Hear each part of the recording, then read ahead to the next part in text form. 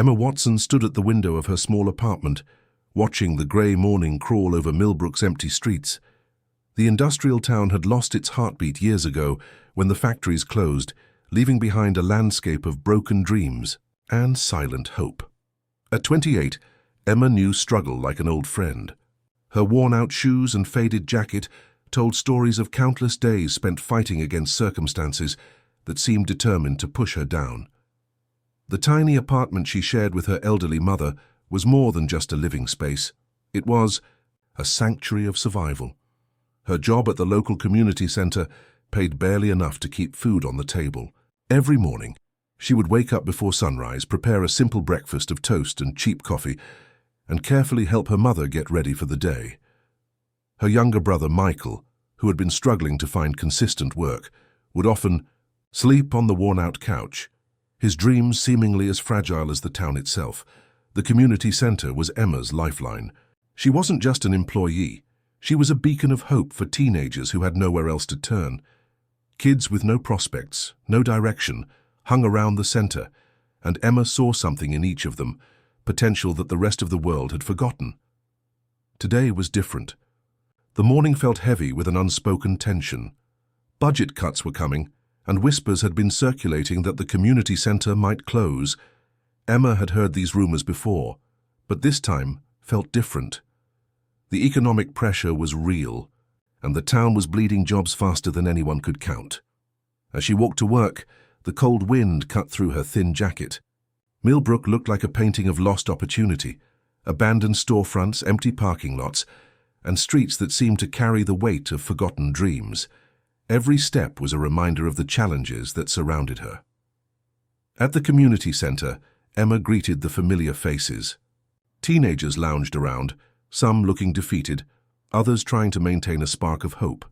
Tom, a 17-year-old who had been close to dropping out of school, sat in the corner. Emma knew his story, a single mother working 2 jobs, no father around, limited opportunities. "Morning, Tom," she said, placing a warm hand on his shoulder. "How are you holding up?" Tom shrugged, a mixture of frustration and hope in his eyes. "Not sure, Miss Watson. Heard about the center possibly closing." Emma smiled, but it didn't reach her eyes. She knew the impact of losing this place would be devastating for kids like Tom. This wasn't just a building, it was a lifeline, a place of safety, learning, and possibility. Throughout the day, Emma worked tirelessly. She helped teenagers with job applications, offered counseling, organized small workshops. Her energy was infectious, her belief in these young people unwavering. She used her own money to buy supplies when the budget ran low, often skipping her lunch to ensure the kids had something to eat. By evening, exhaustion settled into her bones. The potential closure of the center weighed heavily on her mind. She thought about her mother, about Michael, about the teenagers who depended on this place. Giving up was not an option. As she locked up the center, the streetlights flickered to life. Millbrook looked both lonely and beautiful in the fading light. Emma took a deep breath, feeling the cool air fill her lungs. Something had to change. Something would change. Her phone buzzed. A message from Richard Peterson, a retired factory worker who had become a mentor and friend. "We need to talk," the message read. "I might have an idea." For the first time in weeks, a small smile played on Emma's lips. Hope, she had learned, often arrived in unexpected moments, dressed in the simplest of disguises. The night wrapped around Millbrook like a quiet promise, holding the potential of stories yet to be told, of dreams waiting to take flight. The Endrishad. Peterson sat across from Emma in the small cafe, his weathered hands wrapped around a steaming cup of coffee. The morning light filtered through dusty windows, casting long shadows across the worn wooden table. Years of working in the town's factories had etched lines of wisdom and struggle into his face. "I've been watching you," Richard said, his voice gravelly but kind. "The way you work with those kids at the community center, it's something special." Emma shifted uncomfortably, unsure where the conversation was heading. She had met Richard several times before, but this felt different. He wasn't just another retired worker killing time, There was purpose in his eyes. Richard pulled out a folded newspaper, smoothing it carefully on the table. It was filled with local job listings, most of them crossed out or circled. "Millbrook is dying," he said bluntly. "But it doesn't have to. Those kids need more than just a place to hang out. They need real opportunities." The cafe was quiet, save for the distant clinking of dishes and the soft hum of an old refrigerator. Emma listened intently, her fingers wrapped around her cooling coffee cup. She knew the town's challenges better than most. She had lived them every single day. "I have connections," Richard continued. "Local business owners who are struggling too. But they need workers. Good, reliable workers who understand what hard work means." His eyes locked with Emma's. "What if we could create something? A proper job training program?" For a moment Emma said nothing. The idea seemed both impossible and breathtaking. The community center had always provided support, but a structured job training program, that was something entirely different. Tom's face flashed in her mind. The 17-year-old who was constantly on the edge of giving up, and Michael, her own brother, who had struggled to find consistent work. This could change everything. "It won't be easy," Richard warned. "We'll need support from the local businesses, from the council. We'll need resources, planning, commitment." Emma's mind was already racing. She could see the potential, teenagers learning real skills, gaining confidence, finding a path forward. It was more than just a job training program. It was a lifeline for a dying town. "I'm in," she said suddenly, surprising even herself. Richard smiled, a rare, genuine smile that transformed his weathered face. "Good," he replied, "because I've already spoken to a few people. They're willing to listen." Over the next few weeks, Emma and Richard worked tirelessly. They drafted proposals, made phone calls, visited local businesses. Some were skeptical, others intrigued. But slowly a plan began to take shape. The local hardware store owner agreed to provide basic tool training. A construction company promised internship opportunities. A small accounting firm offered to teach basic computer and administrative skills.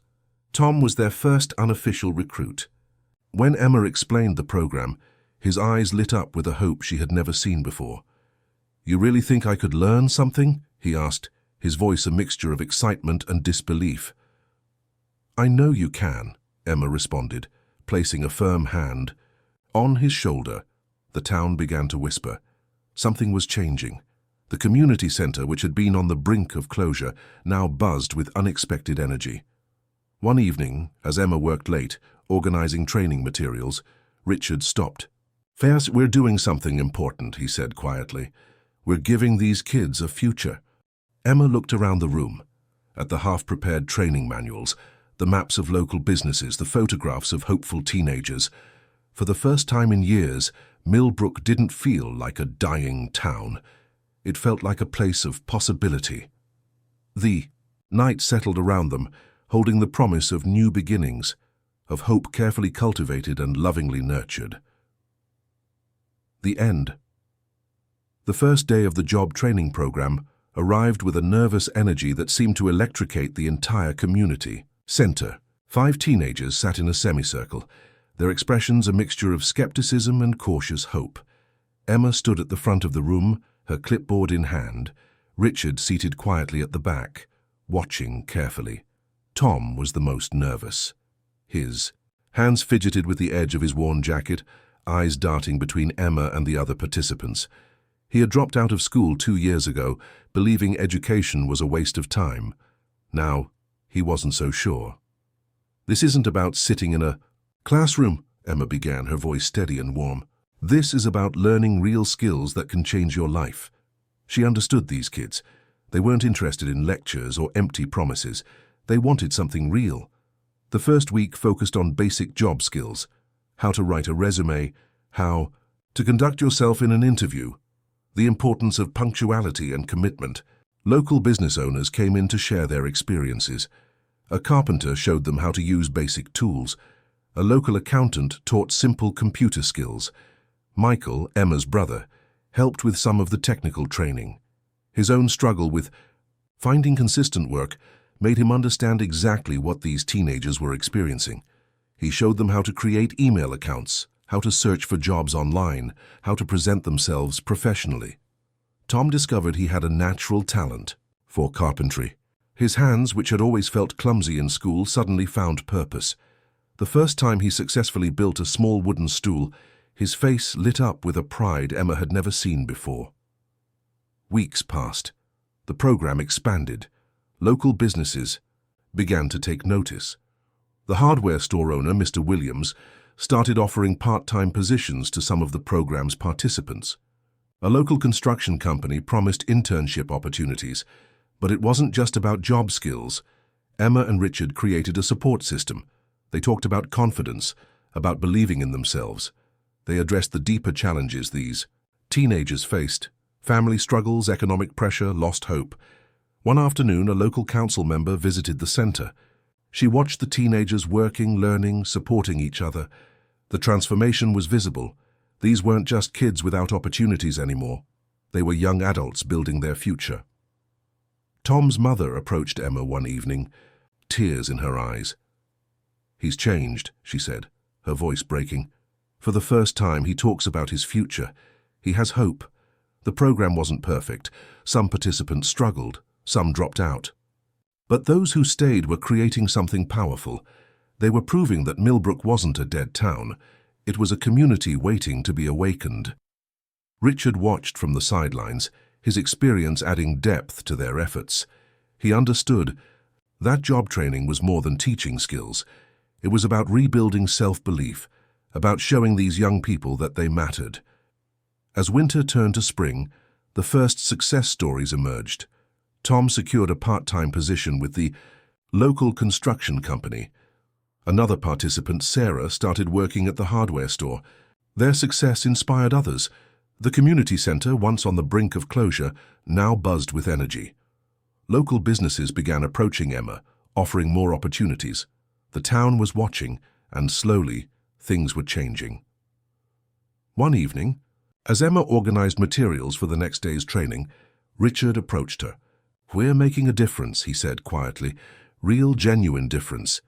Emma looked around the room at the training materials, the photographs of smiling participants, the maps of local job opportunities. This was more than a program. This was hope in action. Outside, Millbrook's streetlights flickered to life. The town that had seemed so dead was slowly, carefully coming back to life. One teenager at a time, one opportunity at a time. The end. The town council meeting room felt cold and intimidating. Long wooden tables stretched before Emma, with stern-faced officials seated like judges waiting to deliver a verdict. She clutched her folder of documents, her hands slightly trembling, but her eyes burning with determination. Richard sat in the back row, his weathered hands clasped tightly. He had seen many battles in his lifetime, factory closures, economic struggles, but this felt different. This was about hope. Emma took a deep breath. Behind her sat several teenagers from the program, living proof of what they had accomplished. Tom stood at the back, looking more confident than he ever had before. His pressed shirt and clean-cut appearance were a stark contrast to the troubled teenager he was just months ago. "Ladies and gentlemen," Emma began, her voice steady, "our job training program isn't just a project, it's a lifeline for Millbrook." She presented data, cold, hard numbers that told a powerful story. Since the program's start, 5 teenagers had secured full-time employment. 3 local businesses had hired program participants. Unemployment rates in their target age group had dropped by 7%. The council members exchanged glances. Some looked skeptical, others intrigued. Mr. Harrison, the most senior council member, leaned forward. His reputation for being tough was well known throughout Millbrook. "Numbers are good," he said slowly, "but what about long-term impact?" That was Emma's moment. She called Tom forward. The teenager who once seemed lost now stood confidently, sharing his story. How the program had given him direction, hope, a future he never thought possible. "6 months ago I was going nowhere," Tom said, his voice clear and strong. "Now I have a job, I'm saving money, and I'm thinking about night classes." The room fell silent. One by one, other program participants shared their stories. Each narrative was a testament to what was possible when someone believed in them. Local business owners who had supported the program also spoke, explaining how these young workers were transforming their companies. Mr. Harrison's expression softened. He remembered his own struggles decades ago, the importance of a single opportunity. The debate lasted hours. Budget concerns were discussed, financial implications examined. Emma answered every question, backed by Richard's quiet support and the teenager's presence. As evening approached, the tension in the room became electric. The council would vote on continuing funding for the community center and job training program. Richard watched Emma. She wasn't just fighting for a program, she was fighting for an entire town's future. The vote was close, 4-3 in favor of continued support. When the decision was announced, the room erupted. The teenagers hugged each other, tears mixing with excitement. Emma stood frozen, hardly believing what had just happened. Mr. Harrison approached her, extending his hand.